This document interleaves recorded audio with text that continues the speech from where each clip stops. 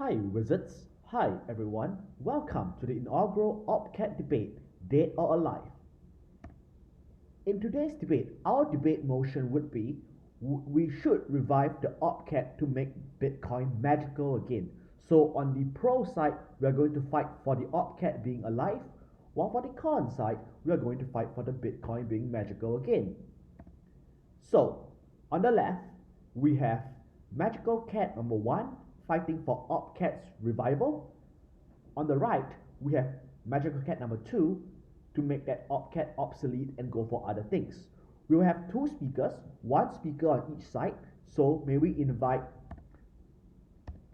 Grandpa Wizard 1 to actually come on stage to give his speech.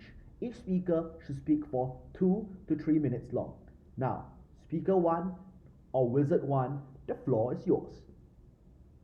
Hello, my name is Wizard One. I'm going to do a debate. So, let's look at the topic. Judges, wizards, are you ready? Let's go. OpCat, initially introduced by Satoshi in 2009, was part of Bitcoin's original scripting language. It was designed to concatenate, or rather to join, two values, enabling much more dynamic transactions for the Bitcoin network. It gives you a few benefits. 1. Enhanced multi-sig setups.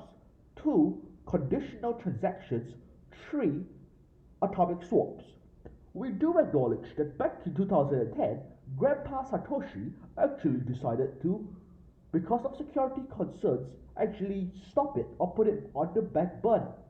In context, back 2 years ago, in 2021 or 3 years ago, Taproot Wizards actually introduced a 520 step limit on the elements on the TypeScript. This makes a strong basis for the reintroduction of OpCat because it reduces a lot of the risk of concerns of Grandpa Satoshi itself. Now, let's go back up a little before we give you our arguments for why OpCat. Okay, so OpCat, what does OpCat refers to? Opcode refers to operation code. In layman terms, it is a bit of code. Cat comes from the word concatenate. Cat concatenates meaning is to link or to join two things up. So OpCat basically is a code to join special pieces of two different codes on the Bitcoin network itself. We are going to quote Rafael, who actually came up with a very nice metaphor, the Lego.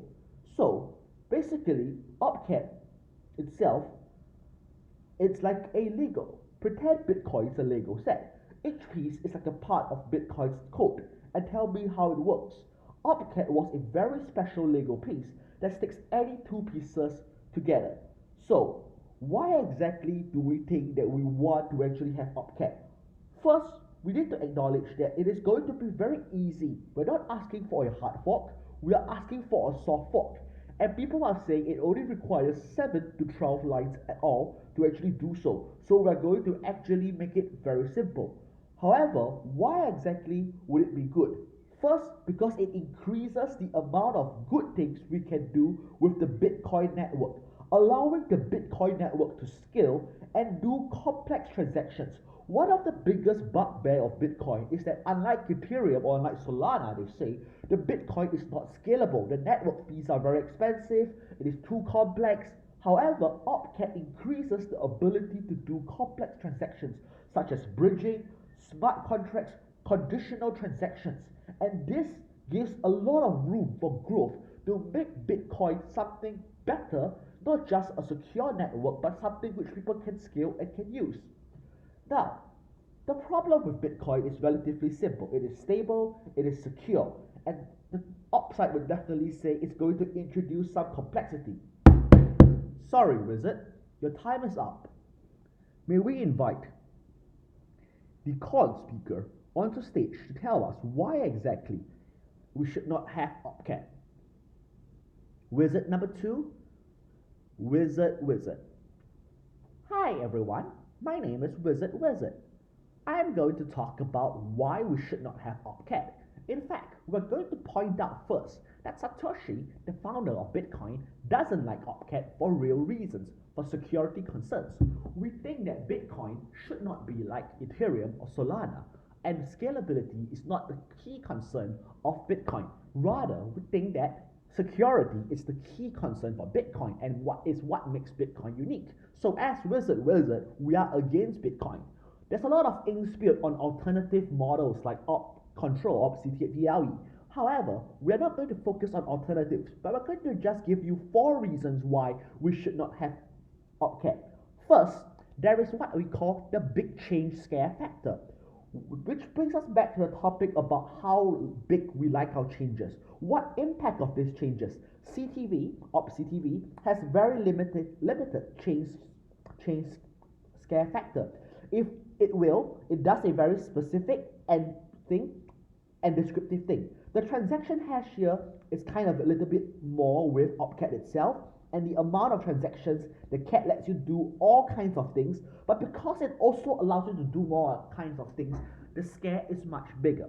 Second, Opcat, our second argument is that Opcat compromises security or potentially compromises security. Why?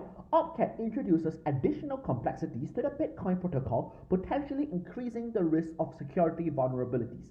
Any change to the protocol should be thoroughly vetted to ensure that they do not actually compromise the security of the Bitcoin network. Third, consensus challenges. Introducing the features like Opcat could face challenges in achieving consensus among the Bitcoin community if there's a lack of widespread agreement. And with Opcat, that's going to lead to a fragmentation or conflict within the Bitcoin community.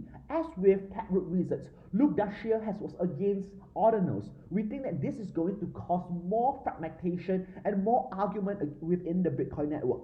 Fourth and finally, which is the most important point, we argue of resource intensiveness. Depending on how we go about implementing Opcat, because there are many ways to skin the cat, we argue that additional computational resources or storage potentially would impact the efficiency and scalability of the Bitcoin network. Maintaining a balance between innovation and the core principles of Bitcoins is essential. That's why we